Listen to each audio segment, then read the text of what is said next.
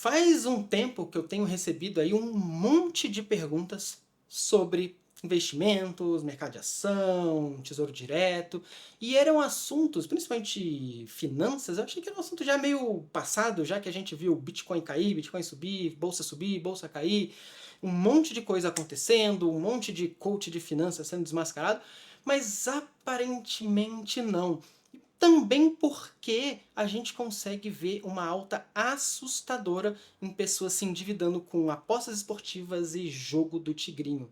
Esse tipo de mercado, não sei nem se eu posso falar jogo do tigrinho aqui, mas esse tipo de mercado, esse tipo de jogo de azar e aposta esportiva que vem tomando conta das pessoas e fazendo as pessoas acabarem assumindo alguns riscos que não deveriam, tá? E aí, eu pensei em fazer uma nova série para o canal, igual eu fiz a série da política de escritório, mas uma série para que você não seja trouxa, né? Que é basicamente tudo que você precisa saber para não ser feito de trouxa com o seu dinheiro, tá? E obviamente isso inclui tudo que envolve finanças, e isso inclui aí também esses jogos de aposta, jogos de azar e tal, para a gente ter um olhar um pouco diferente sobre isso. E aqui no primeiro episódio de hoje eu vou falar sobre riscos. Antes de entrar sobre tudo, vamos falar sobre risco, sobre como abordar risco e como pensar sobre risco. Principalmente porque muito do discurso vem sobre minimizar risco. Tem muita gente vendendo aposta esportiva como investimento, tentando falar que é garantido que algo vai dar certo. E na verdade é só a pessoa que ganha muito dinheiro te vendendo um grupo de investimento onde ele ganha comissão em cima por fazer você perder o seu dinheiro. Mas antes de começar, curte, compartilha, se inscreve e vamos nessa. E a primeira coisa que você precisa pensar quando a gente está falando sobre qualquer oportunidade, e lembrem-se disso, não existe exceção. Não existe exceção. Sempre que você estiver falando de uma oportunidade que tem promessas muito grandes de ganho, de retorno, existe um risco muito grande incluído. Você só tem ganhos muito grandes quando você tem riscos muito grandes. Isso precisa ficar muito internalizado. Muito internalizado. Porque a maioria dos golpes, a maioria dos prejuízos financeiros que a gente vê as pessoas sofrendo é porque elas realmente acreditam que pode ter uma chance mágica, uma chance incrível e que ninguém está vendo, só ela, onde você vai ali colocar um pouquinho de dinheiro, mas vai ganhar rios. E que você não tem chance de perder, que aquilo é quase garantido. Sempre que prometerem que algo é garantido, estão tentando te passar um golpe. Não existe retorno garantido. Não existe percentual de retorno garantido. Nunca, nunca vai existir. E isso precisa estar muito, muito internalizado. Tá? Muito internalizado. Porque é assim que esses discursos acabam sendo manipulados para que você caia em um monte de furada. Então, base. Sempre que você pensar em ganho, ganho alto é risco alto. E o risco alto aqui é perder tudo que você colocou lá, ou perder boa parte, ou quase tudo. E aí é óbvio, se você botou pouco dinheiro e perdeu tudo, você ainda perdeu tudo. O risco alto ainda se consolidou, mesmo sendo pouco dinheiro. Então é disso que a gente está falando. Qual é a chance de você perder todo o seu dinheiro, ou boa parte daquele seu dinheiro ali, quando você entra nesse tipo de investimento? E a mesma coisa, óbvio, acaba sendo verdade no lado oposto. Sempre que você tem risco baixo, você tem um retorno baixo. Seu retorno é baixo, no máximo moderado, mas ele é baixo. Riscos baixos acompanham ganhos baixos. Só que isso é um pouco traiçoeiro, porque é esse o discurso que muitas vezes vão usar para te convencer a assumir um risco desmedido, a assumir um risco não calculado. Porque vão falar assim, não, mas se você quiser, você tem que se arriscar mesmo, só existe ganho no risco. E isso é verdade, só que o risco muitas vezes se consolida. Então, tem que ficar ligado porque risco alto, risco baixo, ganho baixo. Só que o risco alto, ele pode se consolidar e você pode se ferrar. Então, essa balança do risco, ela precisa ficar muito, muito internalizada. E eu sei que isso aqui é a coisa mais óbvia, e eu tô partindo do mais óbvio possível, mas é porque muita gente não entende isso. Apesar de riscos altos trazerem ganhos altos, nem sempre compensa, porque o risco pode se consolidar e você pode se ferrar. E aí, quando ele acontece, você vai rezar para não ter entrado naquela suposta oportunidade e ter ficado lá com seu ganho moderado. Então, internaliza bem nesse momento essa ideia, tá? E aí, quando a gente vai falar sobre risco, a gente tem um outro elemento que muitas vezes entra no caminho, que é probabilidade. Então você vai ver alguém falando assim, ah não, a chance de você perder é muito baixa, você tem chance de, sei lá, de 30% de perda, você tem chance de 10%, de 3%. E aí as pessoas muitas vezes não sabem pensar em risco e probabilidade, porque a probabilidade ela engana. Então assim, você olha e fala assim, ah não, a probabilidade de você perder é, sei lá, 25%, 35%. Só que esse tipo de pensamento e probabilidade, ele esconde o risco, ele ajuda a camuflar o risco. Então um exemplo muito bom que a gente precisa pegar para entender como a gente trata e a gente aborda o risco é a aviação. A chance de um avião, de você pegar um avião, subir e esse avião ter um terrorista e querer destruir o seu voo, é muito baixa. Ela não bate 1%. Mesmo assim, o risco é tão alto que compensa que 100% das pessoas que vão entrar num voo sejam revistadas, passem por raio-x, passem por todo um procedimento para garantir que não tem nenhum terrorista subindo naquele voo com você. Porque, mesmo a chance sendo muito baixa, se o risco se consolida, o dano é muito alto. Então, quando a gente fala sobre risco, a gente evita olhar para a probabilidade e começa a olhar para o dano. Qual o tamanho do buraco que aquilo vai te enfiar se der errado? Então, no mesmo exemplo do avião, a gente vai pensar sobre as nossas finanças. Pô, eu posso colocar R$ 1.000 aqui numa aposta esportiva. Qual a chance de eu perder ou qual a chance de eu ganhar? Não importa. O que importa é qual é o dano que eu vou sofrer se isso se consolidar. O quanto R$ 1.000 vai fazer falta na minha vida se aquilo se consolidar. Né? O que representa esse dano? Eu não vou comprar comida das crianças, eu não vou pagar conta, eu vou entrar num problema?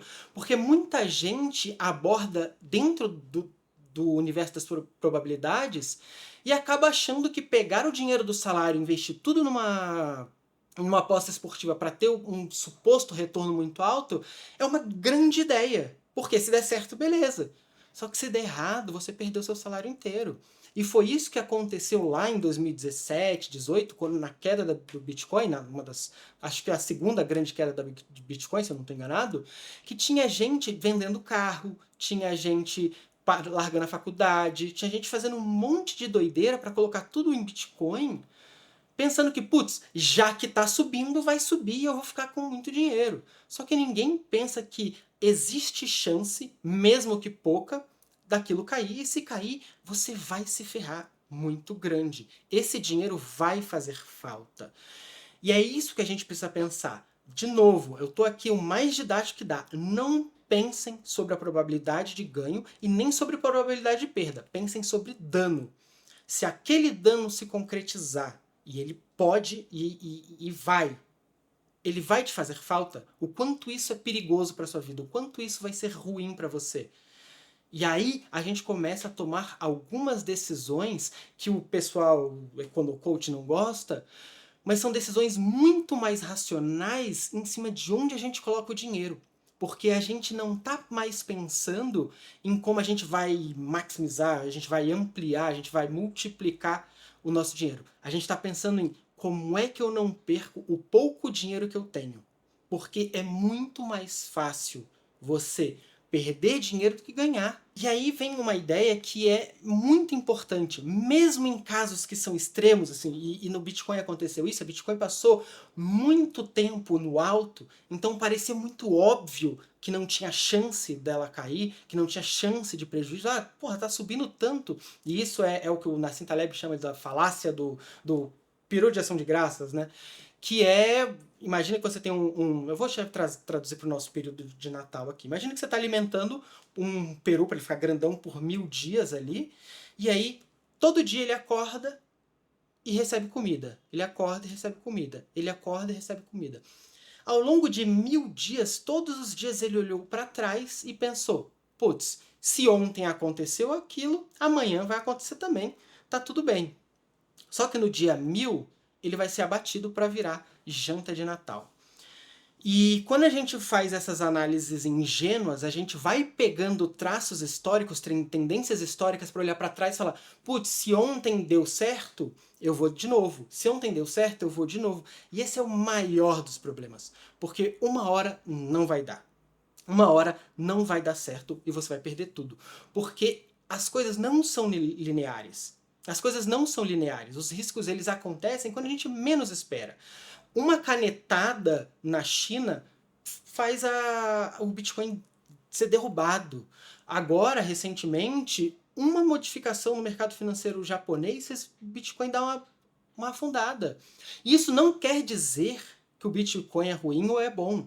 Quer dizer que existe um risco intrínseco e que você não pode subestimar. Que você não pode achar que está livre daquilo só porque ontem cresceu, só porque anteontem cresceu. E a gente já sabe que, historicamente, o Bitcoin ele tem altas e baixas. Só que você nunca sabe quando é essa baixa. E esse é o grande problema. Quando o dano chega para você, ele já aconteceu, ele já foi consolidado. Porque muita gente vai olhar e falar assim: ah, mas é só você saber a hora de vender, a hora de comprar e de vender. E se fosse fácil assim, tava todo mundo rico. Só que quando você olha as estatísticas, por exemplo, de day trade, menos de 2% dão lucro. Isso incluindo profissionais formados, capacitados e que vivem disso. Não dá esse lucro todo quanto parece. Não dá. Então a gente sempre tem que pensar que o risco vai acontecer, a gente não sabe quando, e quando a gente toma essa pancada, não dá mais tempo de fazer nada. O risco já aconteceu. Então sempre que a gente for olhar e pensar assim: será que eu devo abraçar isso? Não precisa pensar em quais chances eu tenho de ganhar ou quais as chances, a probabilidade que eu tenho de perder. Pense só em o quanto esse dano vai me ferir, o quanto esse dinheiro vai fazer falta. Tá?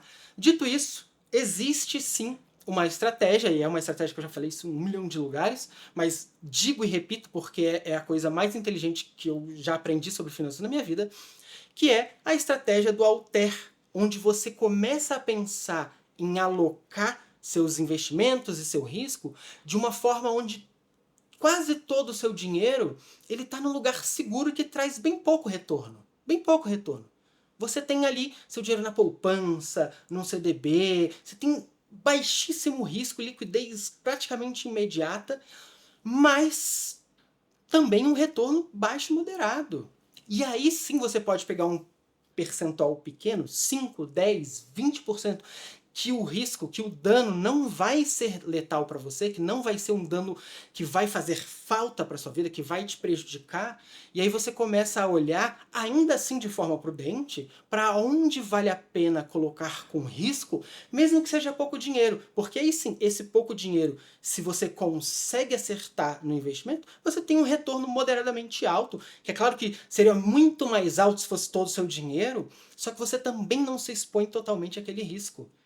Então você vai lá e coloca um pedacinho em algo que proporciona algum risco, mas que se aquilo der errado, aquilo não vai te ferir. Senão você vai ficar igual o pessoal dos grupos de investimento, que toda queda da bolsa tem gente chorando porque perdeu o apartamento inteiro, porque perdeu o carro, porque a esposa não sabe que ele pegou todas as economias para comprar uma ação que parecia incrível. E aí ele perdeu tudo no final das contas. E aí você olha e infelizmente não tem mais o que fazer, não tem um saque para você ir lá e reclamar e pedir seu dinheiro de volta, tá? Então, é sempre interessante pensar nisso. muito do que você ganha vai vir de um lugar moderado e de baixo risco, onde o ganho é baixo, onde o ganho é muito pequeno. Inclusive o seu próprio trabalho, que o risco é moderadamente baixo, o seu risco é ser demitido, mas achar o trabalho e tal, e o ganho é obviamente moderado. Do mesmo jeito, você pode pegar ali e colocar um pouco em ação, um pouco em algum tipo de investimento que traga uma rentabilidade mais alta, que pode trazer uma rentabilidade mais alta, e aí você vai e torce ali, né, para que se der certo, se você estiver certo dentro daquele seu investimento, o retorno vai ser moderadamente alto dentro do que você investiu. E aí, aos poucos, essa balança vai subindo. E essa é a ideia. É você não se expor ao risco o tempo todo, porque os riscos eles se consolidam. Porque quando dá errado, dá muito errado. Isso tudo aqui inclui Tesouro Direto, Renda Mais, essas coisas assim, que apesar de estarem no grupo de, risco moderado, retorno moderado, eles também apresentam risco, mas a gente vai falar sobre isso em um outro vídeo, mas eles também não são tão fáceis de se pensar assim, mas você tem que pensar ali de uma outra forma sobre esse risco também. Beleza? Então se você gostou, curte, compartilha, se inscreve, manda esse vídeo para alguém que você acha que pode ajudar e é nóis!